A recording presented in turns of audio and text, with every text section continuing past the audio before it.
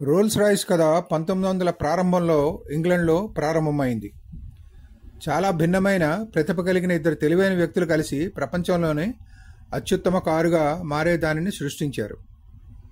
వ్యవస్థాపకులు Charles roles 1877 నుంచి 1910 లండన్లో బ్రిటన్లోని మొట్టమొదటి కార్ డీలర్షిప్లలో ఒకదాన్ని నడిపిన ఒక కులీనుడు, విమానయాన మార్గదర్శకుడు మరియు కారు ఔత్సాహికుడు.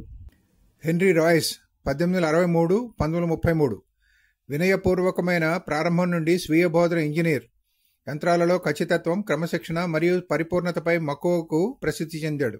చారిత్రక సమావేశం 1904 మే 4న రోల్స్ మాంచెస్టర్లోని మిడ్ల్యాండ్ హోటల్లో రాయిస్ను కలిశాడు.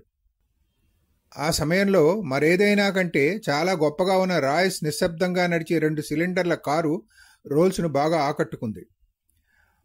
వారు సహకరించాలని నిర్ణయించుకున్నారు. రాయిస్ కార్లను నిర్మిస్తుంది మరియు రోల్స్ వాటిని రోల్స్ రాయిస్ పేరుతో విక్రయిస్తుంది. రోల్స్ రాయిస్ లిమిటెడ్ ఏర్పాటు 1906లో రోల్స్ రాయిస్ లిమిటెడ్ కంపెనీ అధికారికంగా స్థాపించబడింది.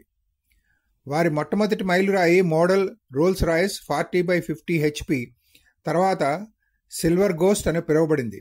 సిల్వర్ గోస్ట్ దాని విశ్వసనీయత మరియు సున్నితత్వం కారణంగా ప్రపంచంలోనే అత్యుత్తమ కారుగా ఖ్యాతిని సంపాదించింది. బియాండ్ ఆటోమొబైల్స్ కంపెనీ యొక్క ఇంజనీరింగ్ నైపుణ్యం త్వరగా కార్లకు మించి వ్యాపించింది.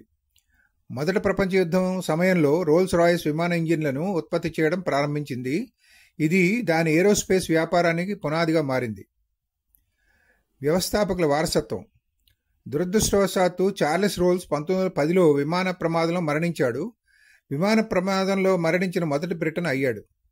హెన్రీ రాయిస్ 1933లో మరణించే వరకు కంపెనీ ఇంజనీరింగ్ విజయాలలో అగ్రగామిగా కొనసాగాడు. రాజీపడని నాణ్యత యొక్క వారసత్వాన్ని మిగిల్చాడు. సమాచార వీడియోలను షేర్ చేయడానికి మా ప్రయత్నం మీకు నచ్చితే ఒక సాధారణ లైక్ ఇవ్వండి. మీకు ఏదైనా చెప్పడానికి ఉంటే వ్యాఖ్యానించండి. చివరగా కనీసం ఆటోమొబైల్ ప్రపంచం గురించి మరిన్ని నవీకరణలను పొందడానికి మా ఛానల్కు సబ్స్క్రైబ్ చేయండి.